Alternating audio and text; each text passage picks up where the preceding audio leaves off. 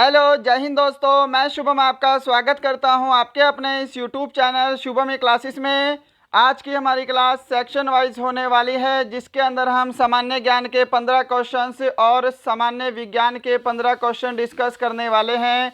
यानी कि पूरे 30 प्रश्नों का आपका टेस्ट होगा, तो सभी को टेस्ट बिल्कुल कंप्लीट लगाना है। मैं उम्मीद करूँगा सेशन आपको हेल्पफुल लगेगा। चलिए अपनी क्लास स्टार्ट करते हैं। तो देखिएगा, यहाँ पे प्रश्नों की संख्या टोटल 30 है और मैं आपको टारगेट दे रहा हूँ आज 22 क्वेश्चन राइट करने का। पहला क्वेश्चन है आपके सामने स्क्रीन पर, जल्दी से सभी को आंसर देना है। सामान्य ज्ञान 1 से 15, खिलाफत आंदोलन किस वर्ष हुआ था? ऑप्शन है 1909, 1919, 1942 या फिर 1920। इन विच ईयर डिड द खिलाफत मूवमेंट टेक प्लेस? तो राइट आंसर मैच करेंगे। अगर आपने इसका ऑप्शन बी आंसर दिया है 1919, आपका आंसर बिल्कुल करेक्ट होगा। खिलाफत आंदोलन 1919 में हुआ था। क्वेश्चन नंबर सेकंड है आपके सामने, ग्रेनाइट शेल का रूपांतरण किसमें होता है? What is the transformation of granite rock into? Option है ग्रेफाइट, क्वार्टर्स, नीस या फिर सलेट। तो देखिएगा, पहला प्रश्न आपके सामने बनता है, ग्रेनाइट शेल किसका उदाहरण है? तो ग्रेनाइट शेल एक आग्नेय शेल है, ये आप सभी को पता होना चाहिए। सेकंड है, ग्रेनाइट शेल का रूपांतरण किसमें होता है? तो इसका राइट आंसर ऑप्शन सी रहेगा, ग्रेनाइट शेल का रूपांतरण नीस में होता है। क्लियर है? चलिए क्वेश्चन नंबर थर्ड आपके सामने है, आंसर मैच करते जाइएगा। लास्ट में सभी का स्कोर कमेंट बॉक्स में चाहिए। और इन 30 प्रश्नों के बाद एक प्रश्न आपको होमवर्क के लिए भी मिलेगा, तो होमवर्क भी सभी को लेकर जाना है। क्वेश्चन नंबर थर्ड है, विश्व का सबसे ऊंचा ज्वालामुखी पर्वत कोटोपैक्सी कहाँ स्थित है? ऑप्शन है जिनेवा, इक्वाडोर, हवाई द्वीप या फिर Osaka. Where is the world's highest volcano mountain Cotopaxi located? बिल्कुल करेक्ट आंसर इसका ऑप्शन बी रहेगा, इक्वाडोर में स्थित है। जिन्होंने भी ऑप्शन बी को आंसर दिया है उनका आंसर बिल्कुल करेक्ट होगा। बढ़ते हैं नेक्स्ट पे। क्वेश्चन नंबर 4 है आपके सामने स्क्रीन पर, सन 1919 ईस्वी में रॉलेट एक्ट किसके समय में पारित हुआ? ऑप्शन है आपके सामने लॉर्ड मिंटो द्वितीय, लॉर्ड हॉर्डिंग, लॉर्ड इवरिन या फिर लॉर्ड चेम्सफोर्ड। जल्दी से आंसर दीजिएगा। In whose time the Rowlatt Act was passed in 1919 AD? तो आंसर मैच कीजिएगा। अगर आपने इसका ऑप्शन डी आंसर दिया है लॉर्ड चेम्सफोर्ड, आपका आंसर बिल्कुल करेक्ट होगा। लॉर्ड चेम्सफोर्ड के शासनकाल में रॉलेट एक्ट पारित किया गया। नेक्स्ट है क्वेश्चन नंबर 5 आपके सामने स्क्रीन पर, अकबर ने इबादत खाने की स्थापना किस वर्ष की? In which year did Akbar established the Ibadat Khana? Option आपके सामने है स्क्रीन पर। अगर आपको समय चाहिए तो सेशन को रोक सकते हैं। तो आंसर मैच करेंगे। देखिएगा, अकबर ने इबादत खाने की स्थापना 1575 में की थी। ऑप्शन इसका सी बिल्कुल करेक्ट आंसर होगा। साथ में आपको एक और ध्यान रखना है, दीन ए इलाही धर्म, दीन ए इलाही धर्म, अकबर के द्वारा दीन ए इलाही धर्म कब चलाया गया? तो 1582 में चलाया गया। ये भी आप सभी को पता होना चाहिए। क्लियर है? चलिए बढ़ते हैं नेक्स्ट पे। क्वेश्चन नंबर 6 है आपके सामने, अनहैप्पी इंडिया पुस्तक के लेखक कौन हैं? Who is the author of the book unhappy India? Option है डॉक्टर राजेंद्र प्रसाद, लाला हरदयाल, अबुल कलाम आज़ाद या फिर लाला लाजपत राय। जल्दी से इस प्रश्न का आंसर दीजिएगा। अनहैप्पी इंडिया पुस्तक के लेखक कौन हैं? बिल्कुल करेक्ट आंसर अगर आपने ऑप्शन डी को दिया है लाला लाजपत राय, आपका आंसर बिल्कुल करेक्ट होगा। अनहैप्पी इंडिया पुस्तक के लेखक लाला लाजपत राय हैं।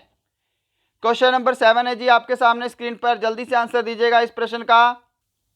ग्राम पंचायतों का संगठन किस अनुच्छेद में वर्णित है? प्रश्न वेरी वेरी इंपॉर्टेंट है आपके आने वाले एग्जाम के लिए। The organisation of village panchayat is described in which article? तो आंसर मैच कीजिएगा। अगर आपने इसका ऑप्शन आंसर दिया है अनुच्छेद 40, आपका आंसर बिल्कुल करेक्ट होगा। ग्राम पंचायतों का संगठन अनुच्छेद 40 के अंदर वर्णित है। नेक्स्ट है क्वेश्चन नंबर 8 आपके सामने स्क्रीन पर। प्राक्कलन समिति में लोकसभा के कुल कितने सदस्य होते हैं? जल्दी से आंसर दीजिएगा। How many members of Lok Sabha are there in the estimates committee? तो ध्यान रखिएगा, यहाँ पर प्राक्कलन समिति में लोकसभा के कुल 30 मेंबर होते हैं। ऑप्शन इसका सी करेक्ट आंसर होगा। और इसके अंदर लोकसभा के ही सदस्य होते हैं, ये भी आप सभी को पता होना चाहिए। चलिए बढ़ते हैं क्वेश्चन नंबर 9 की तरफ। भारत का राष्ट्रीय फल क्या है?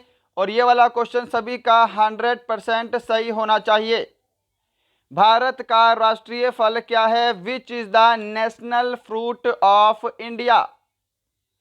बिल्कुल करेक्ट आंसर इसका ऑप्शन सी रहेगा। आम जो है ये भारत का राष्ट्रीय फल है, नेशनल फ्रूट है। क्वेश्चन नंबर 10 है आपके सामने। महावेली गंगा किस देश की सबसे लंबी नदी है?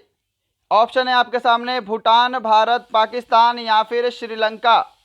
Mahaweli Ganga is the longest river of which country? Answer match कीजिएगा। अगर आपने ऑप्शन डी को आंसर दिया है श्रीलंका, आपका आंसर बिल्कुल करेक्ट होगा। नेक्स्ट बढ़ते हैं क्वेश्चन नंबर 11 की तरफ। जर्मनी का एकीकरण किसने किया था? वर्ल्ड हिस्ट्री से क्वेश्चन है, question very very important.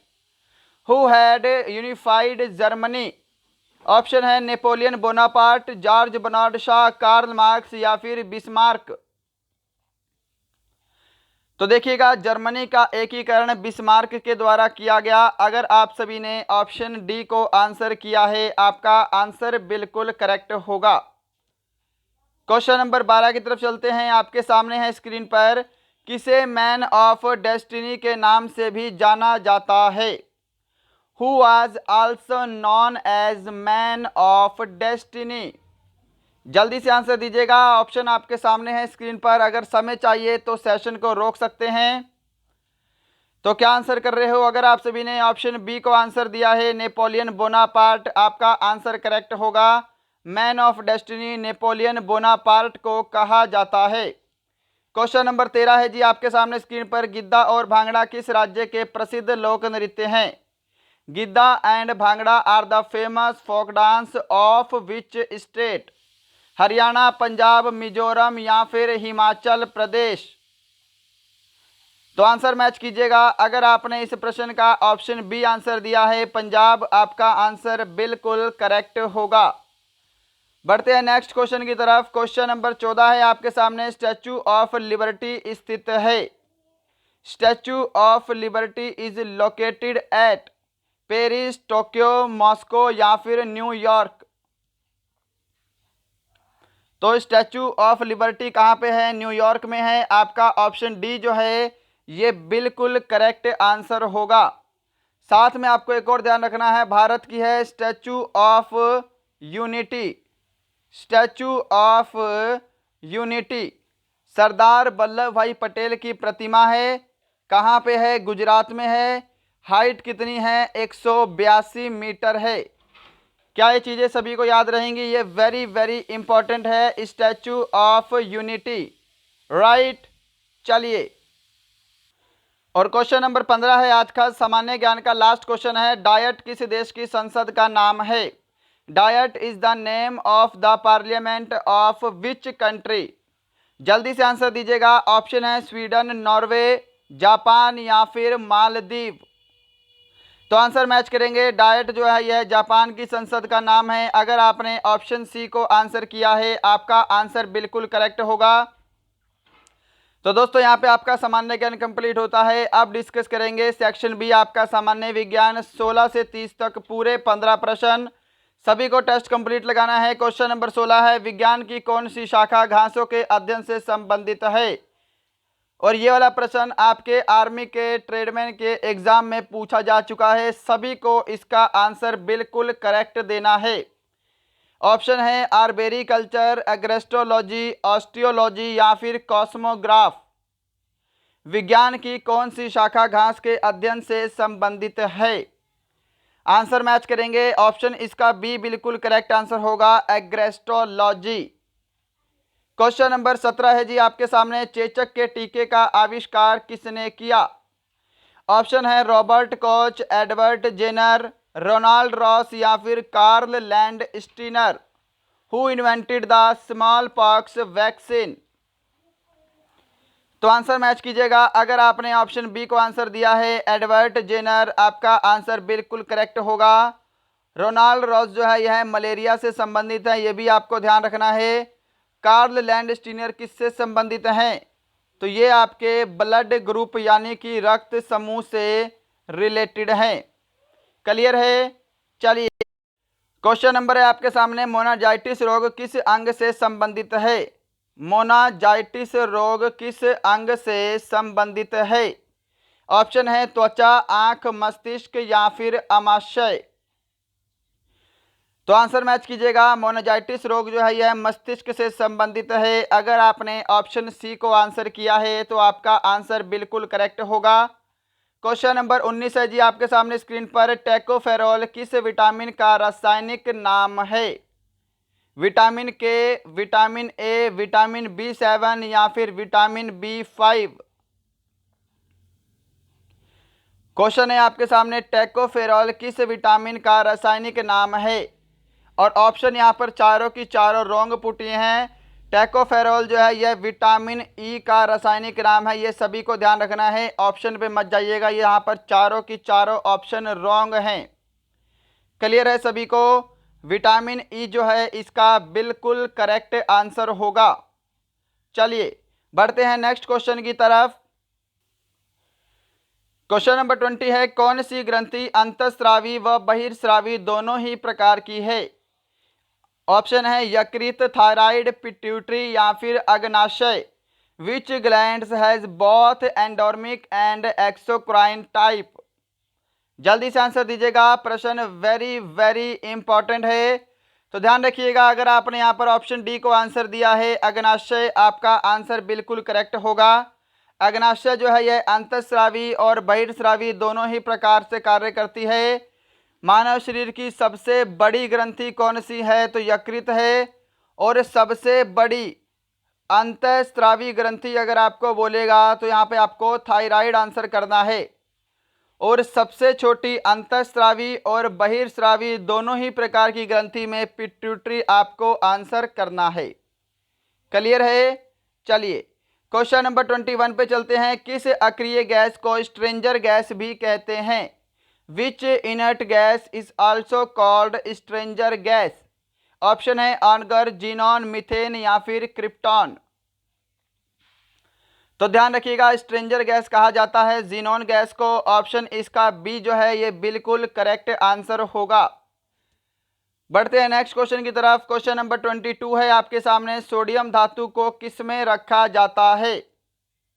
Sodium का आपसे प्रतीक पूछा था एग्जाम में। सोडियम का प्रतीक यानी कि साइन होता है Na। सोडियम को किसमें रखा जाता है? जल्दी से इस प्रश्न का आंसर दीजिएगा। बिल्कुल करेक्ट आंसर इसका ऑप्शन बी रहेगा, केरोसिन के तेल में। ऑप्शन बी इसका बिल्कुल राइट आंसर होगा। नेक्स्ट है क्वेश्चन नंबर आपके सामने 23 स्क्रीन पर, चिली सॉल्ट पीटर का सही सूत्र क्या है? What is the correct formula of Chile saltpetre? तो आंसर मैच कीजिएगा। ऑप्शन ए इसका बिल्कुल करेक्ट आंसर होगा, NaNO3। अगर आप सभी ने ऑप्शन ए को आंसर दिया है तो आपका आंसर बिल्कुल करेक्ट होगा। क्वेश्चन नंबर 24 है आपके सामने स्क्रीन पर, किसे आशा धातु भी कहा जाता है? Which is also known as metal of hope? Option है प्लेटिनम, यूरेनियम, सीसा या फिर चांदी। तो किसे आशा धातु भी कहते हैं? अगर आप सभी ने ऑप्शन बी को आंसर दिया है यूरेनियम को, आपका आंसर बिल्कुल करेक्ट होगा।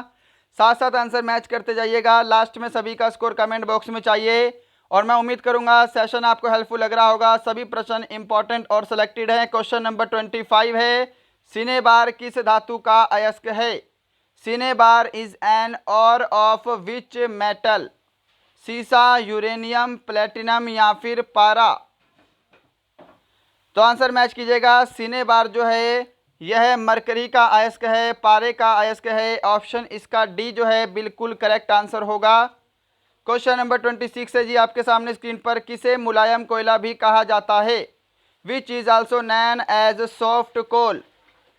तो आंसर मैच कीजिएगा। अगर आपने इस प्रश्न का ऑप्शन सी आंसर दिया है बिटुमिनस कोयला, आपका आंसर बिल्कुल करेक्ट होगा।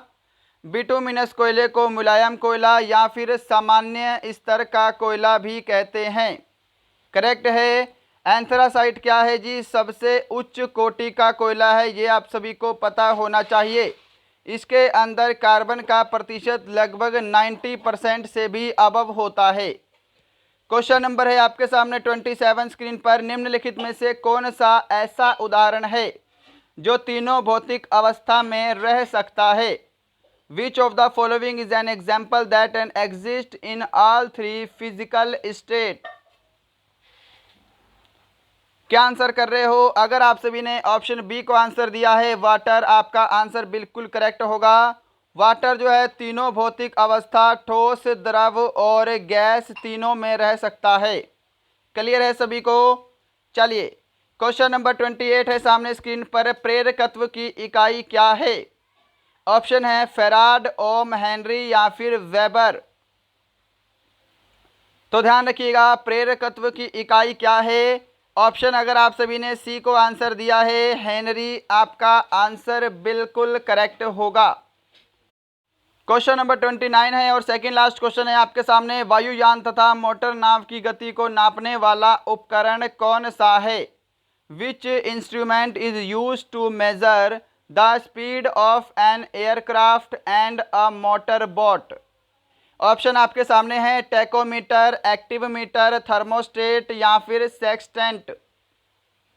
तो ध्यान रखिएगा, अगर आप सभी ने ऑप्शन ए को आंसर दिया है टैकोमीटर, आपका आंसर बिल्कुल करेक्ट होगा। टैकोमीटर द्वारा वायुयान तथा मोटर नाव की गति को मापा जाता है। इसी के साथ क्वेश्चन नंबर 30 है और आज का लास्ट क्वेश्चन है। इसके बाद एक क्वेश्चन होमवर्क के लिए मिलेगा, तो होमवर्क भी सभी को लेकर जाना है। पहले इस प्रश्न का आंसर दीजिएगा। सोलर सेल सौर ऊर्जा को किस में परिवर्तित करते हैं? Solar cell converts solar energy into. Option है यांत्रिक ऊर्जा, रासायनिक ऊर्जा, विद्युत ऊर्जा या फिर ध्वनि ऊर्जा। तो ध्यान रखिएगा, सोलर सेल सौर ऊर्जा को विद्युत ऊर्जा में परिवर्तित करते हैं। अगर आप सभी ने ऑप्शन सी को आंसर किया है तो आपका आंसर यहाँ पर बिल्कुल करेक्ट होगा। तो दोस्तों ये थे आपके टॉप 30 वेरी इंपॉर्टेंट क्वेश्चन। मैं उम्मीद करूंगा सेशन आपको हेल्पफुल लगा होगा।